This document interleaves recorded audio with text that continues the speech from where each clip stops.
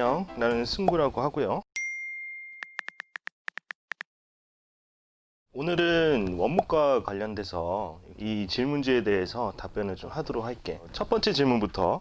질문 1. 원무과에서 하는 일은? 우리가 병원에 갈 때 원무과라는 게 있는지조차도 모를 거야. 우리가 병원에 가면은 접수부터 해서 사실 보는 사람 대부분이 원무과 사람들이야. 그래서 원무과에서는 접수, 입퇴원, 그리고 뭐 재증명, 쉽게 말하면은 환자하고 관련된 모든 거를 다 처리하는 그런 부서라고 생각을 하면 돼. 원래 좀 작은 병원들은 원무과 하나로 끝인데 큰 병원으로 갈수록 이제 그 원무과가 분리가 되기 시작하지. 행정, 뭐 업무 더 커지면은 세무 이런 쪽으로도 더 있는데 웬만하면 동네 병원에서는 원무과 하나로 끝일 거야. 두 번째 질문. 원무과에 가려면 무슨 과, 무슨 전공을 나와야 되는가? 나는 프로그래밍을 전공했어. 원무과하고는 전혀 관련이 없지만 이제 병원으로 오게 된 계기가 사실은 아시는 원장 의사 선생님께서 병원에 쓰는 프로그램이 있는데 그와 관련된 법적 조언을 요청을 했고 그에 응대를 해주고 그게 잘 해결되니까 병원에 와서 좀 일을 해줘라. 이런 기회에 한번 병원에 취직을 해봐야겠다라는 마음으로 들어와서 그렇게 전문 인력이 필요하지가 않아. 어떤 전문성을 가지냐에 따라서 한 일이 달라지겠지만 대부분 다 접수 인원이라고 보면 돼. 전공은 굳이 필요하진 않지만 나오면 좋은 과들, 보건행정, 대학을 굳이 나오지 않더라도 의료 관련된 전문성을 습득을 하면 되는 것 같아. 간호조무사들 많이 하는 경우도 있고 코디네이터 자격증을 따서 오는 사람들도 있고 가장 중요한 건 그래도 경력이기 때문에 어디서 알바라도 하고 웬만하면은 합격이 되는 것 같아요. 세 번째 질문. 취직했을 때 이건 미리 알고 가야 한다. 알고 가야 하는 거 많지. 그냥 단순히 접수하고 환자 응대하고 뭐 설명하고 원무과 업무를 쉽게 보는 경향이 있는데 막상 일을 해보면은 그렇게 쉬운 일이 아니야. 이 환자의 상태를 알지 못하면 제대로 대응을 못하는 거지. 뭐 잘못된 곳으로 끌고 간다든가 뭐 어떤 원장한테 꼭 진료를 봐야 되는데 다른 데 넣어준다든가 어느 정도 의료 지식을 갖춰야 되기 때문에 준비를 해오는 게 좋겠지.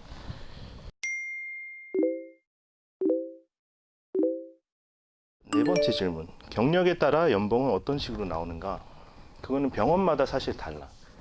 작은 병원일수록 당연히 페이가 높진 않을 거고 대학병원 이런 곳은 당연히 페이가 조금 더 높다고 보면 되는데 결국은 경력하고 어떤 자기 능력에 따라서 달라지는 거라서 보통은 작은 병원에서 뭐 동네 병원이라고 하지 최저임금부터 시작한다고 보면 돼. 아직까지도 동네 병원들 특성상 매해 조금씩 오르는 기준이어서 다른 데에서 경력이 아무리 있어도 우리 병원에서 경력을 쌓아야 한다 하는 곳도 있어. 대부분 다 동네 병원은 최저부터 시작한다고 생각을 하면 돼. 질문 5. 원무과에서 남자 비율이 상대적으로 적은데 주변 인식은 어떤가? 그렇지. 왜냐하면은 대부분 동네 병원에서는 남자를 쓸 일이 없는 게 환자를 응대하고 어떻게 보면 병원 딱 들어가서 이미지지, 이미지. 접수해서 사람을 보는데 호감 가는 얼굴을 해주면은 당연히 환자도 기분이 좋을 거야.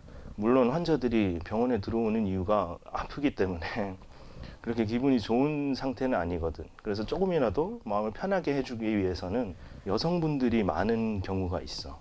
최근에는 좀 남자 직원들도 많아지고 있는 추세야.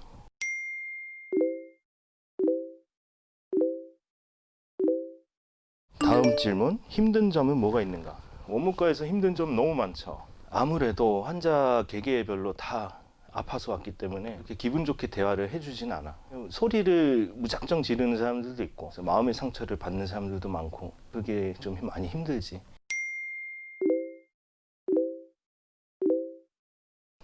7.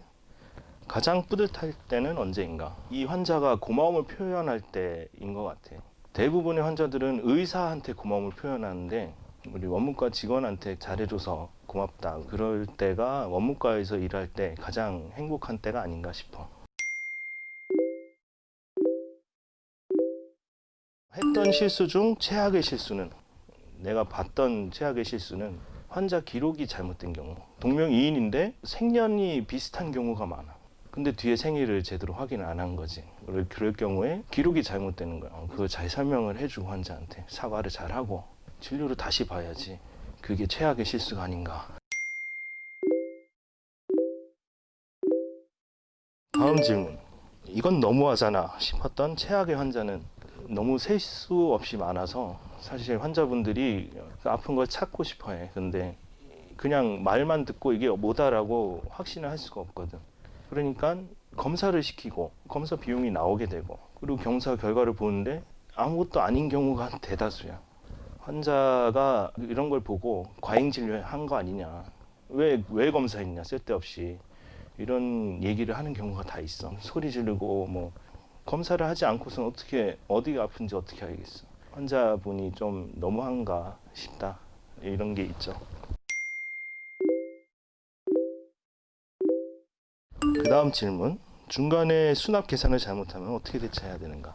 정해져 있는 돈들이고 개인정보가 다 기록이 남기 때문에 사실 수납을 잘못하더라도 다음에 정산을 다시 해주면 되는 부분이고 잘못될 일이 거의 없다라고 보면 돼. 그 다음 질문. 필요한 자격증과 쓸데없는 자격증. 사실 필요한 자격증은 의료와 관련된 공부를 했으면은 그 어떤 자격증이어도 상관은 없는 것 같은데 필요 없다고 느낀 거. 본인이 이미 간호조무사인데 코디네이터를 자격증을 딴다. 사실 내가 여태까지 병원에서 일을 하면서 제일 쓸모없다고 느껴졌던 게 사실 코디네이터 자격증이야.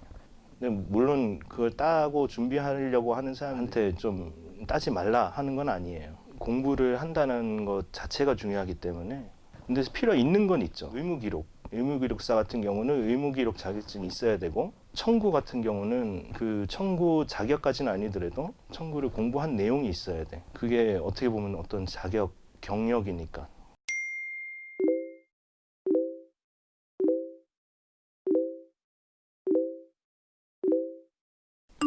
그 다음에 원무과의 정년은 어느 정도인가? 사실 원무과는 정년이 없는 직업 중에 하나인 것 같아. 본인의 능력을 계속 올리고 할 수 있는 일을 계속 만들어 나가면은 나이가 많이 먹어서 이제 나는 일을 하기 힘들다 정도가 될 때까지는 일을 할 수 있는 것 같아.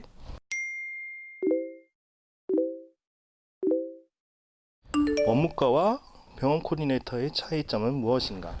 코디네이터 같은 경우는 원무과에 속한다라고 보면 돼.